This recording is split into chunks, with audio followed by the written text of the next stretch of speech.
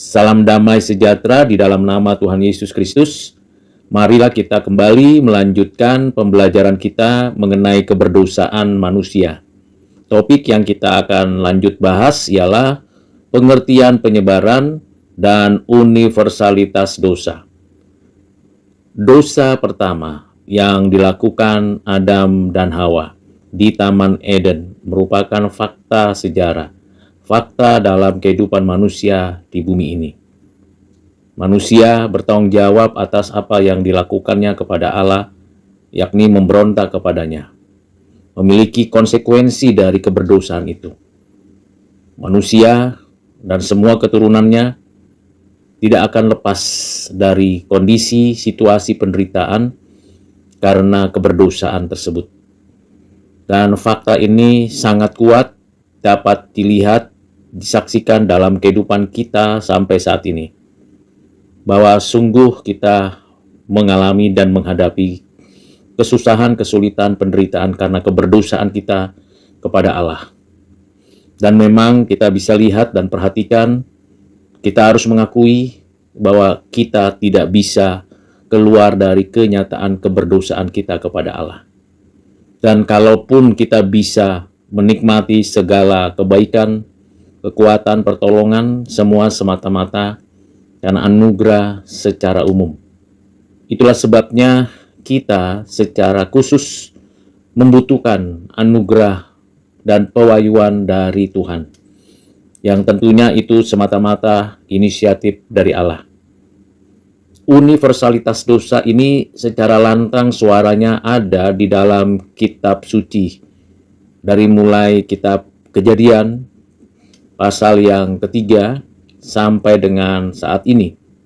Dari kitab demi kitab kita bisa membaca dan mencermati peristiwa-peristiwa keberdosaan manusia. Setelah menceritakan kisah kejatuhan yang ada di dalam kitab Kejadian, universalitas dosa menelusuri bab, pasal, ayat, bagaimana penyebaran dosa terjadi dari keturunan Adam sampai kita saat ini, sampai seluruh muka bumi dipenuhi manusia yang sudah berdosa.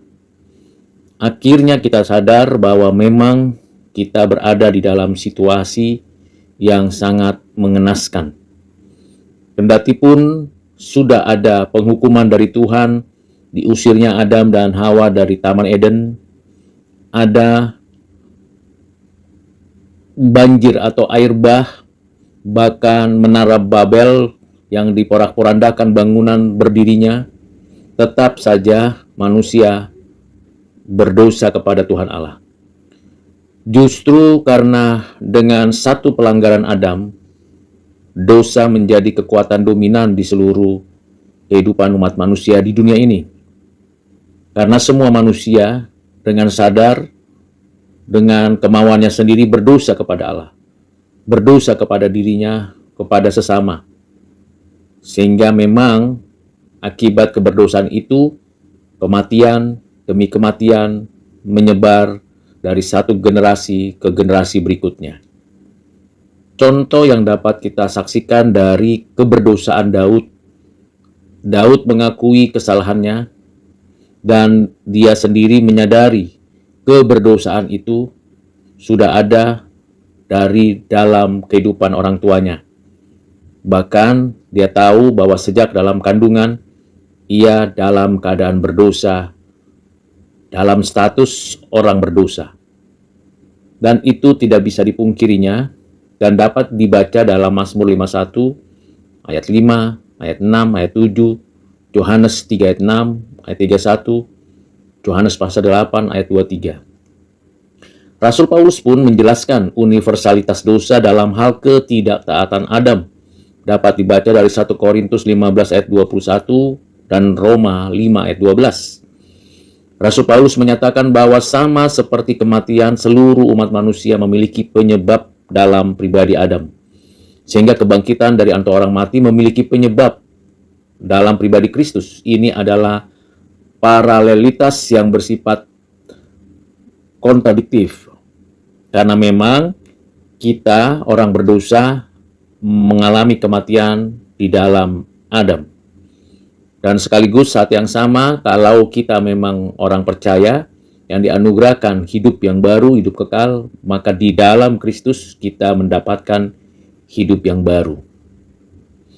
Agama-agama non-Kristen mengakui adanya kesadaran universalitas dari dosa, sehingga setiap agama kepercayaan berupaya untuk mendamaikan dirinya dengan berbagai ritual, upacara, kebajikan, dan berbagai hal dengan Allah yang Maha Tinggi.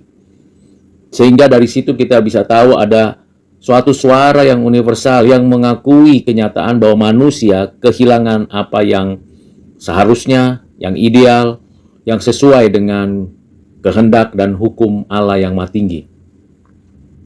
Di pihak lain, para ahli filsafat, khususnya dari Yunani, bergumul juga dengan persoalan adanya kejahatan moral yang sejak masa lalu tidak ada satupun seorang ahli filsafat atau yang menguasai bidang kebijakan ini menyangkali adanya keberdosaan dan kejahatan moral manusia. Demikian juga orang-orang yang optimis pada abad 18 dengan pemikiran liberal yang tidak dapat menyangkal adanya kesalahan-kesalahan mereka yang berbahaya, bahwa manusia melakukan kebaikan hanya untuk dirinya, tidak memastikan bahwa kebaikan itu juga berlaku untuk orang lain. Karena kenyataannya, perang, penderitaan, teroris, narkoba, judi online, dan kejahatan-kejahatan lain tidak dapat dihapuskan oleh mereka. Bahkan korupsi dan tindak pidana yang lain dan kejahatan yang lain, sebuah kenyataan di mana-mana terjadi, baik di negara-negara maju maupun negara-negara industri dan yang baru saja berkembang. Kalau begitu, bagaimana keterkaitan keberadaan dosa Adam dan dosa umat manusia? Beberapa pendapat yang melihat keterkaitan itu dari beberapa pemikiran. Pemikiran Pelagius dan Sosianus yang mengabaikan keterkaitan keberdosaan Adam dengan keberdosaan kita. Adam hanya dianggap sebagai contoh buruk dari keberdosaan manusia. Sebaliknya, Semi-Pelagius dan Armenius menyatakan bahwa ketidakmampuan manusia mewarisi keberadaan manusia yang alami dari Adam, sehingga manusia tidak memiliki kemampuan bertanggung jawab. Manusia harus bertanggung jawab pada dirinya sendiri, bukan dikaitkan dengan Adam. Sedangkan pemikiran New School atau New Heaven, sebuah aliran teologis yang tidak berdasarkan pengajaran Alkitab secara lengkap, memberikan suatu pengertian bahwa manusia memang kecenderungannya berdosa. Dan kecenderungan itu dianggap bukan dosa, hanya sebuah kemungkinan terjadinya pelanggaran yang dapat dilakukan secara sadar. Di sisi lain ada pemikiran krisis, sebuah penekanan yang menekankan pada solidaritas keberdosaan dalam kehidupan manusia, dan menyangkal bahwa dosa berasal dari sebuah tindakan nenek moyang Adam di Taman Eden. Jadi tidak menerima dan tidak menyetujui fakta bahwa peristiwa pemberontakan Adam di Taman Eden sebagai sebuah sejarah. Bahkan dalam pemikiran krisis ini, peristiwa di Taman Eden, kisah kejatuhan itu dianggap hanya sebagai mitos saja. Di pihak lain, pemikiran realistis menilai bahwa secara natur dan universal, manusia menjadi tercemar dan bersalah di dalam Adam karena individualisasinya, yang mana Adam sendiri tercemar dosa, bersalah sejak awal keberadaannya. Jadi bukan karena keinginannya setelah tahu akan firman, tapi kelompok ini mengakui bahwa sejak keberadaannya sebagai manusia, dia sudah berdosa. Hal ini tentu berbeda dengan pemikiran doktrin tentang covenant kerja. Adam dan Hawa menerima dua hubungan yang penting. Yang pertama, dia adalah sebagai bapa jasmania umat manusia, dan yang kedua, dia adalah wakil dari seluruh umat manusia. Dan dalam pemikiran ini Adam itu berdosa secara faktual di Taman Eden. Dengan kata lain, pemikiran berkaitan dengan keberdosaan kita sebagai manusia, keturunan Adam, merupakan sebuah fakta. Pengertian dari covenant kerja yang memberikan kepada kita penolakan terhadap apa yang disampaikan Pelagius, Sosianus, Arminianus, New School, teori krisis, teori realistik. Kita tahu kita berdosa karena kita memang dinyatakan berdosa dalam keadaan berdosa karena di dalam Adam, dan Adam mewakili kita. Kalau begitu bagaimana ini bisa terjadi dalam kehidupan kita? Ya karena kita memang ada di dalam Adam. Pencemaran itu menjadi pencemaran yang di dalam diri keturunan Adam. Dan Adam berdosa, kita pun ikut berdosa di dalamnya. Kiranya dengan pengertian ini, maka apa yang menjadi upaya manusia menyingkirkan keberdosaan dengan caranya sendiri menjadi sia-sia. Kita bisa kecewa, merasa malu karena memang kita bersalah kepada Allah. Kita orang berdosa yang seringkali menutupi keberdosaan kita dengan perbuatan dosa yang berikutnya. Sehingga kita dengan sadar tahu keberdosaan kita, lalu ada rasa takut, mengelak semua tanggung jawab kita atas perbuatan dosa kita, padahal kita tahu akibat dosa adalah penghukuman kepada kita yang berdosa. Dengan kata lain, apa yang dikatakan di dalam Kejadian 3 ayat 15 memberikan gambaran bahwa memang kita bermusuhan dengan Allah. Dan Tuhan Allah mengendaki kita bermusuhan dengan si iblis, si ular itu. Dan kita juga bermusuhan dengan keturunan ular. Kita tidak dapat bersatu dengan keturunan ular dan dengan ular itu sendiri. Disinilah diperlukan suatu kekuatan dari Allah menarik kita dari kegelapan, melahirbarukan kita, menuntun kita masuk ke dalam pertobatan yang sejati, sehingga benar apa yang dinyatakan Tuhan bahwa kita bermusuhan dengan ular dan keturunan ular.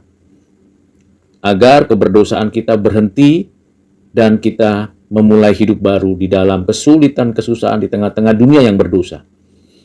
Itulah sebabnya kita percaya apa yang dikonklusikan oleh Rasul Paulus di dalam Roma 3 ayat 23 bahwa semua orang telah berbuat dosa dan telah kehilangan kemuliaan Allah. Karena manusia memang lebih menyukai kegelapan, lebih senang berada di dalam keberdosaan, karena tidak lagi ada kebebasan untuk berbuat baik benar seturut dengan kehendak Tuhan. Kiranya dengan pembahasan ini, kita, saya dan saudara menyadari dan mengakui keberdosaan itu, dan sekaligus bersyukur karena tahu ada cara Tuhan dan satu-satunya yang membawa kita keluar dari keberdosaan itu. Dari satu orang menyebar ke seluruh dunia, itulah keberdosaan. Dan cara yang sama, Tuhan berinkarnasi dari satu pribadi, Yesus Kristus, yang menjadikan semua orang yang ditetapkan dipilihnya beroleh pengampunan dan hidup di dalam kebenaran Allah. Kiranya Tuhan menolong saudara dan saya makin hari makin hidup sesuai dengan kehendak-Nya. Ikuti terus pembelajaran pada video-video selanjutnya, dan Tuhan Yesus memberkati. Amin.